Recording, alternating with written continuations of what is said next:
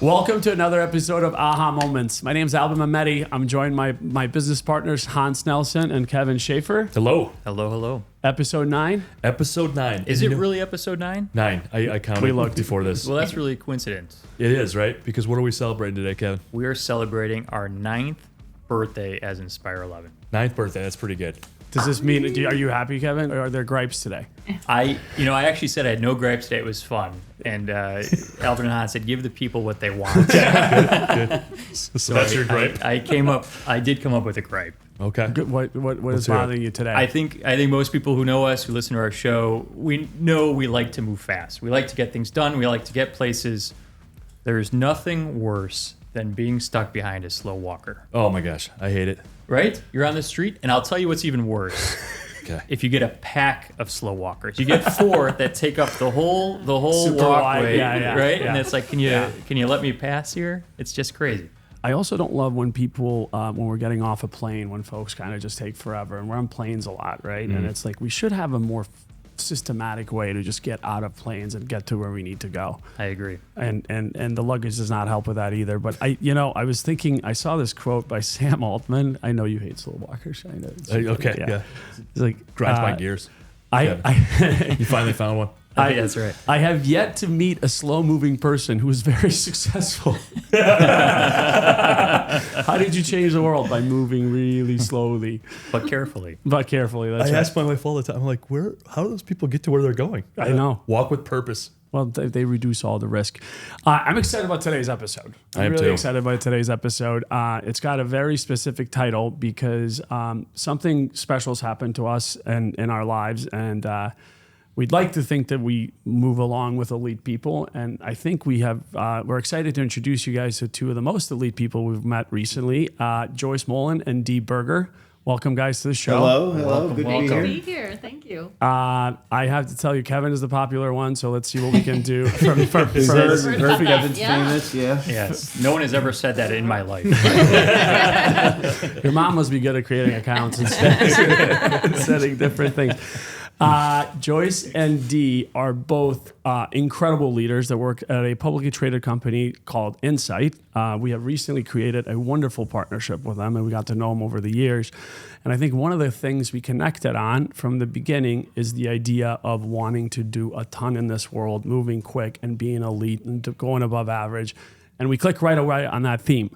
And I thought it'd be lovely for you guys to introduce yourselves to our audience, just about who you are and tell us a little bit about Insight. And then I would love to then dive a little bit deeper around how have you been so successful? How do we make sure we continue to be successful as you run a massive company and we run this tiny little company? But I think there'll be some themes there. You go first. Okay, so I'm Dee Berger. I run Insight in North America. I've been at Insight about 3 years, and I think the elite thing hits really, really well because we are constantly transforming business. We're a almost 40-year-old business now, and there's been lots of curves. There's been lots of moves. We're entering a world where there's such a great need for the combined services that Inspire and Insight bring to the market that you will only win by being elite. And so all of today's news is about being elite. We think, Insight is an elite business, all the different things we do. We think y'all are elite, and we think the combination ultimately makes it elite. And I completely agree with the idea is we have a very short window, very, very short window, and there's no time to waste. So everybody be out there, hitting it hard tomorrow morning. Yeah, absolutely. Joyce? Awesome. And I'm Joyce. Thanks very much for having us here. I'm the CEO of Insight. I've been at Insight for about 4.5 years or so. And I spent about 21 years before that at Dell. So I've been in technology a long time. But this is the most excited I've ever been. And it's really because of what Dee was just talking about. So we have been on this quest to basically build out a new kind of partner in the world. A partner that delivers outcomes based on technology, which is some combination of hardware, software, and services. And Insight has a long heritage of doing the hardware and the software part. And thanks to Dee's leadership in the last few years, we've really been cranking up our services capability. But really putting all those things together with the amazing skills, expertise, and elite team that you all have built is really I think, our opportunity in front of us. And I couldn't agree more. We're on the cusp of amazing changes in the world. Those have so far affected kind of a very small percentage of our customers, but it's about to explode, I think, and they'll need our help. And I think the combination of Inspire 11 and Insight is exactly what our customers need. Well, first of all, you guys are very kind to say the nice words. We equally feel honored for this partnership as we see the exact same opportunity. It's not often that we live through transformations that we're living through today, right? We've gone through, remember, plow changed the world and the steam engine. This is that, except way bigger for the world and where we're headed. And we'd like to believe that we'd want to be in the driver's seat on what we do with it, as opposed to be the folks who follow whatever others are doing with it. And I think we couldn't have found a better team to combine the forces and set the roadmap and where the world should go, leveraging some of these latest and greatest technology advancements, that as opposed to just following other people's dreams, Exactly. right? That's Right. We will get to shape it together. We gave a presentation on AI the other day, and we watched a gentleman give a speech around leadership. He runs Trek, John Burke, and there were some really cool themes in there around how he's managed to keep the business running. I think they said the year 67. That they had. 49 right now. 49. Trying to get to 100. Trying to get to 100. That's correct. It's not easy to run a Fortune 500 company. It's not easy to stay in that in that ranking, and it's not easy to make sure that it continues to live another 30, 40, 50 years. I was curious for you guys. You've had a long, successful career. Who have you looked up to, or any inspirational leaders or books or things that you look up to as you've gone through different points of career that have shaped your leadership style and your ability to go out there and change the world? I've got a weird one, so I want you to start, Joyce. I got a weird one too, but okay, I'll do the weird one too. So before I joined Dell, I was a plant manager at a company called Cummins Engine Company. We make Great diesel guy. engines, Yep. you know, it's very similar to computers. Anyway, and I had the chance, because I opened my mouth one too many times about poor service from the biggest manufacturing plant, which was in Cookeville, Tennessee. And they said, fine, smarty pants, come on over and run this plant. I'd been on a plant tour one time. Oh, wow. Eminently qualified for this job. And when I got there in Cookeville, Tennessee, with about 800 UAW people, they said, what are you doing here? Because every other plant manager had started out on the 210-ton press. And obviously, I had not. And I really had no idea what to do. So I went and talked to John Yoder. He had been a plant manager for something like 50 years. He was a man of very few words. But he said, Joyce, here's what you got to do. You got to paint the bathrooms. I said, okay. Got any more? Anything else? I'm curious. And he said, go figure it out. So I went back to the plant. I thought, what is this guy telling me? Paint the bathrooms. I walked around the plant, went into the bathrooms on the plant floor, and they were terrible. They were really terrible. Everything was broken, not a good place to be. And all of our employees had to go in there several times a day. I didn't go in the men's room, but it was in the women's room. It was not a good situation. Yeah. So I thought, I think I get what he's saying. He's saying you have to do something to make sure every single employee in your team understands that they are important, understands that they add value, understands that they are a very critical component to how you deliver value in any kind of capacity. And so we did that. We figured out how to find some money. We painted the bathrooms, cleaned them up.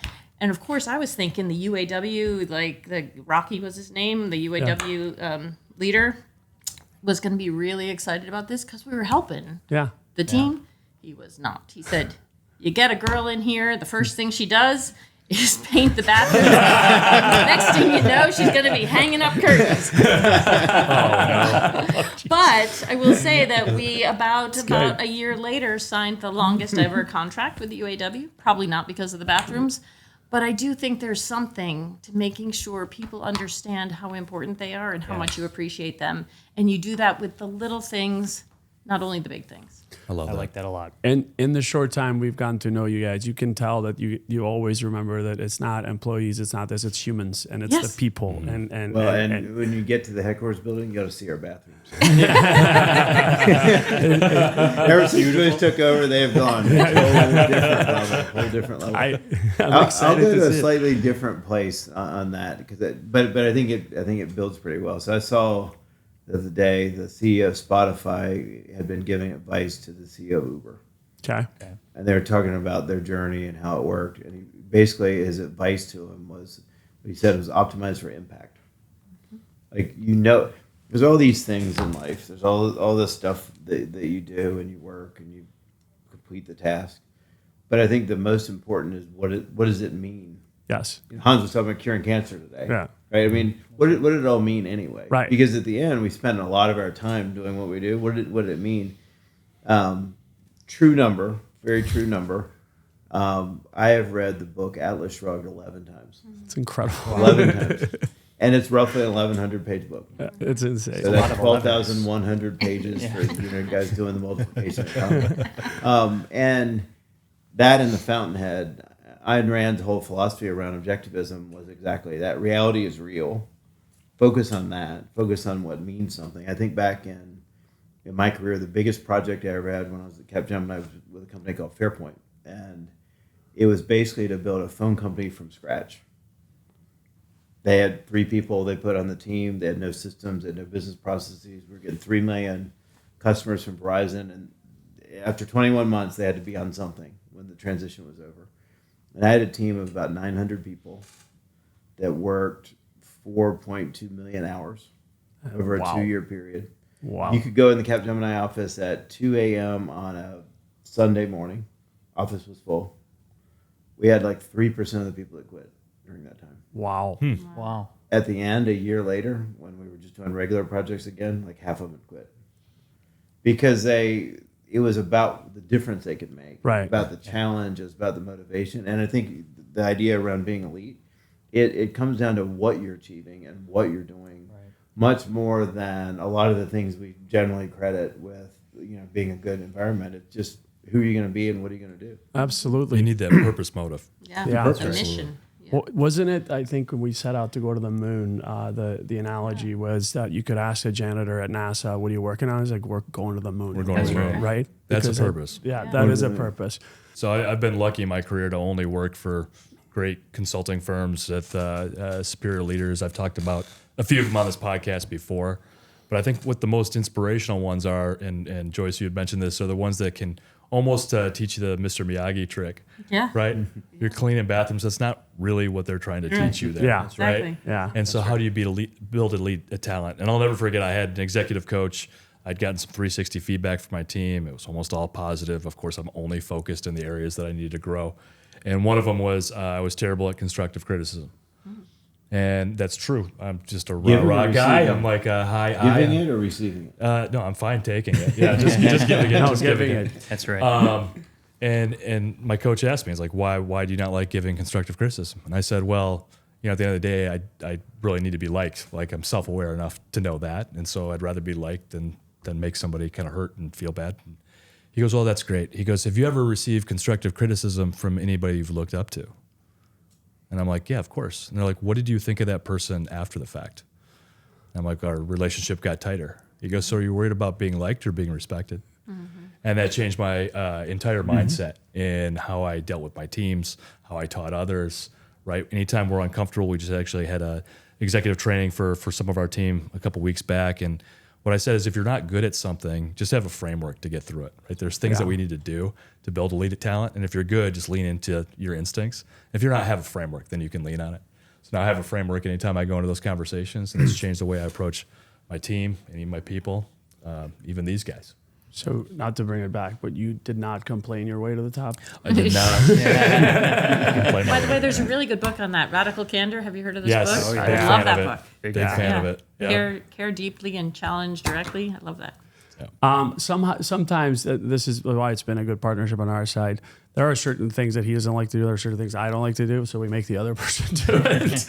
And there's certain things neither of you like to do, and Kevin Yeah, has to do Kevin all that runs stuff. it. Kevin gets stuck doing it all. Which is fine. And I think it's one of the hardest things that we have to do. And I'd love to get your advice on this too. But building high performing teams does not mean that they need to be homogeneous, right?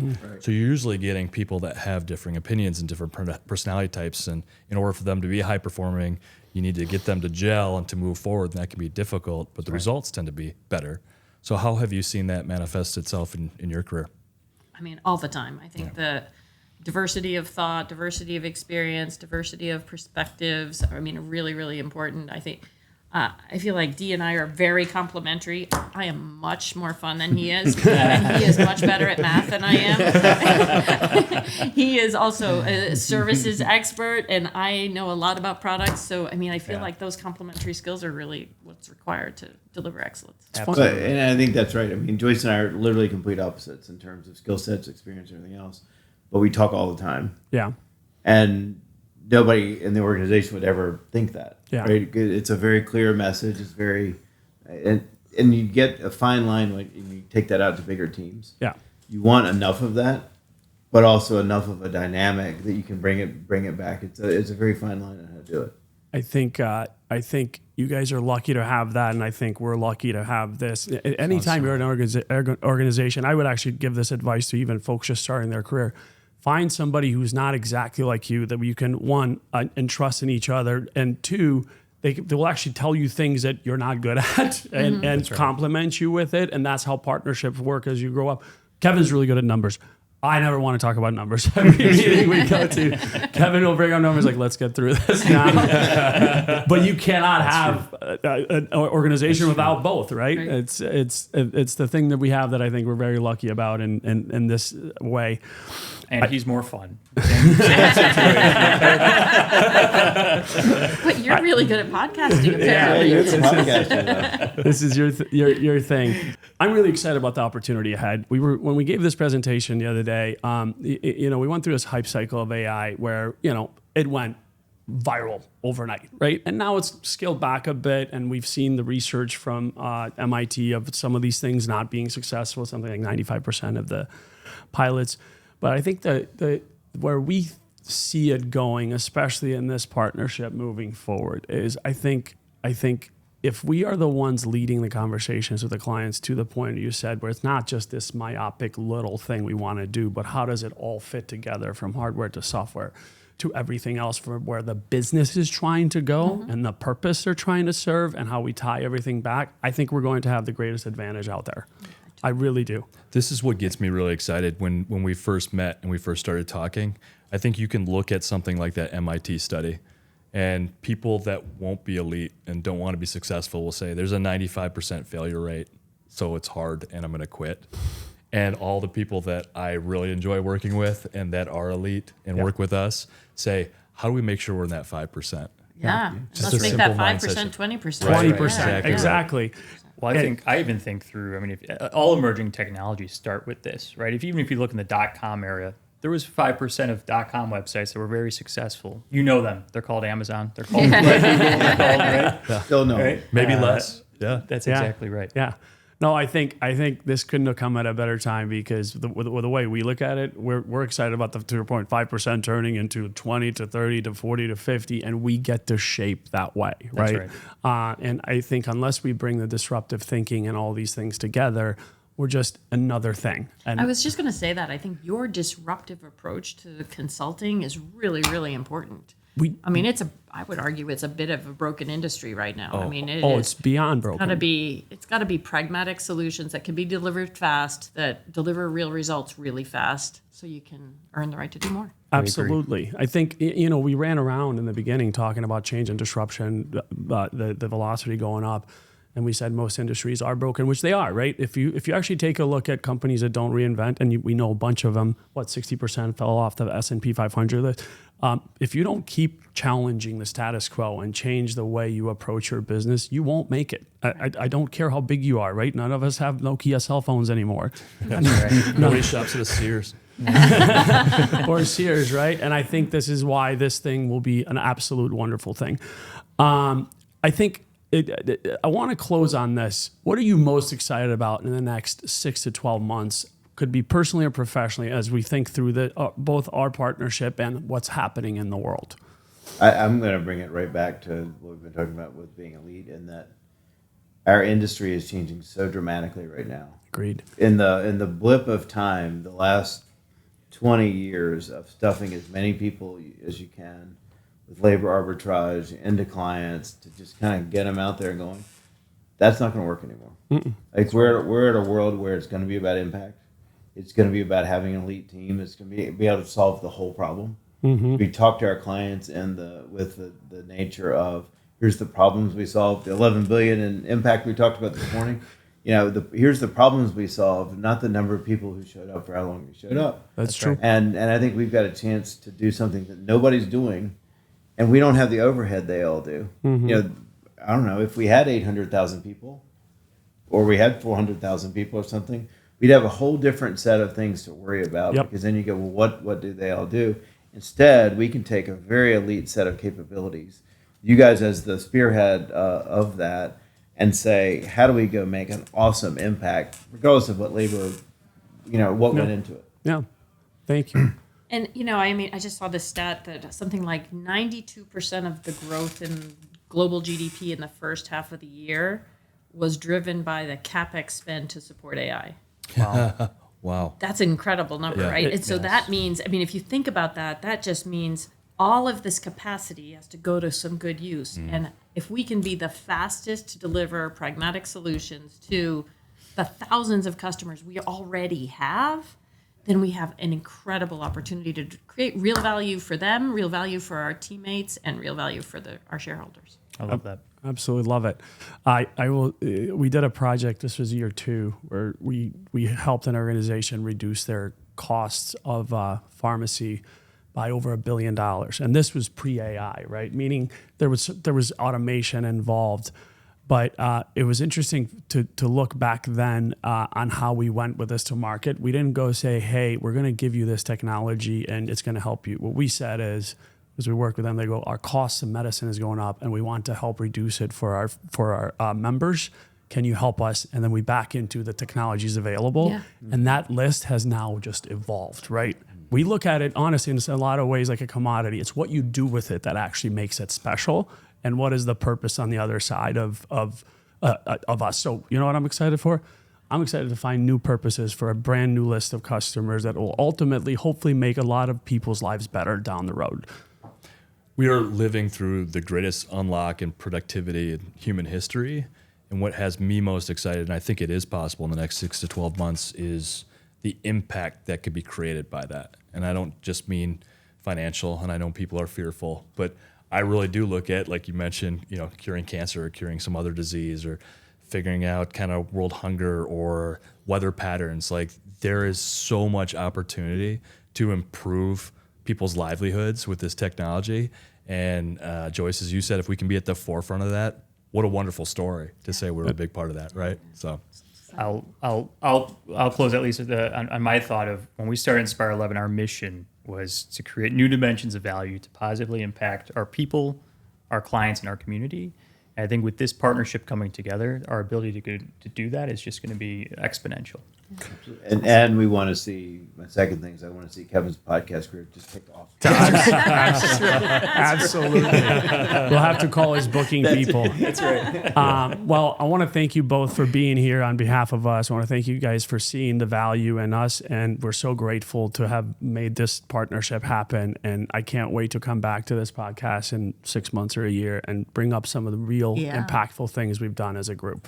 Exactly. So it's been a great Great. conversation. Yeah. Yeah.